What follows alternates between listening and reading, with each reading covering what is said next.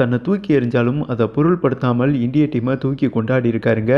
இளம் பிளேயர்களை தூக்கி செலிப்ரேட் பண்ணியிருக்காரு. களத்துக்கு ஓடி வந்திருக்காரு. முதல் ஓடியை இந்தியா இங்கிலாந்து மோதிய முதல் ஓடியை மேட்ச் ஹைலைட்ஸ் வந்துட்டு நம்ம மிக விரைவாக பார்க்கலாங்க. வேறு லெவல் சம்பவம் பண்ணியிருக்காங்க team India.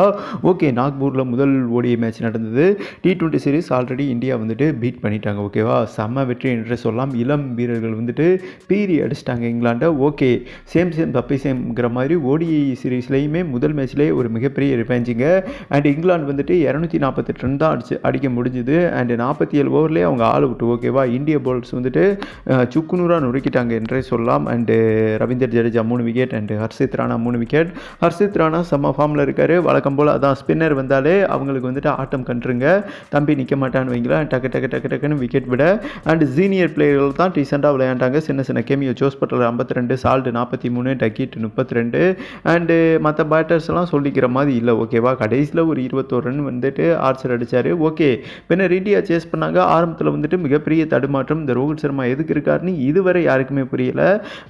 But 2 Ranil அவுட்டுங்க. And ஒன்று கேப்டன்சியில் ஃபோக்கஸ் பண்ணணும், இல்லாட்டினா பேட்டிங்கில் ஃபோக்கஸ் பண்ணணும்.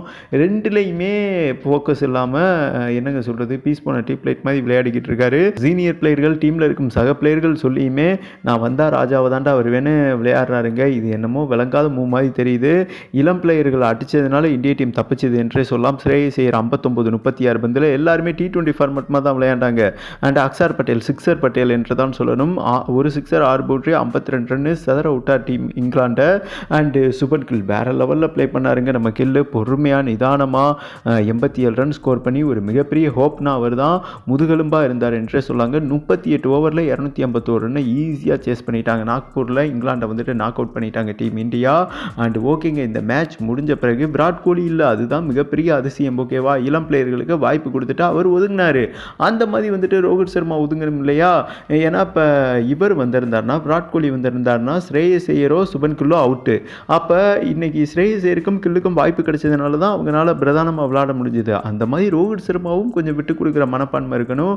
அதாவது விராட் கோலி இப்போ பெட்டராக விளையாடுறாரு, விராட் கோலியை நீக்கிட்டு இவர் வந்து விளையாண்டாரு பாருங்க, அதுதாங்க மிகப்பெரிய முட்டாள்தனம். பட் நெக்ஸ்ட் மேட்ச்சில் அதை புரிஞ்சுக்கிறவான்னு நினைக்கிறேன். கமெண்டேட்டர் சச்சின் டெண்டுல்கர், சுனில் கவாஸ்கரே அதை மென்ஷன் பண்ணியிருந்தாங்க.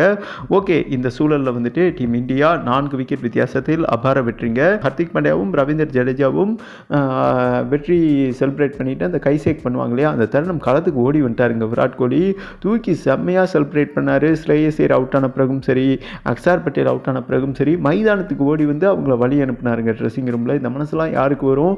இப்படி ஒரு சீனியர் பிளேயர் இளம் பிளேயரை என்கரேஜ் பண்ணாதான் அவங்களோட விளையாட்டு திறன் மேம்படும். அதை சூப்பராக புரிஞ்சு விராட் கோலி பண்ணாருங்க. எவ்வளோ உயரத்தில் இருக்கிறோம்னு முக்கியம் இல்லை, நம்ம எண்ணம் வந்துட்டு எந்த அளவுக்கு உயர்ந்திருக்கு அதுதாங்க மிகப்பெரிய முக்கியம். அப்படி ஒரு நிகழ்வு தான் விராட் கோலி பண்ணார். அண்ட் அவர் அந்த செயல் பண்ணும்போது விண்ணை பிளந்தது என்றே சொல்லலாம். ரசிகர்கள் குரல் வந்துட்டு ஆர்ப்பரித்தது என்றே சொல்லாங்க. 3 ஓடியை போட்டி கொண்ட ஓடிஐ சீரீஸில் வந்துட்டு இந்தியா 1 வின் பண்ணி லீட் இருக்காங்க. அடுத்த வர 2 மேட்சும் வின் பண்ணி ஒயிட் வாஷ் பண்ணுவாங்களா ஓடிஐ சீரீஸை? உங்களோட கருத்தை போட்டு விடுங்கன்னு சொல்லிட்டு வீடியோவை கம்ப்ளீட் பண்ணுறேங்க.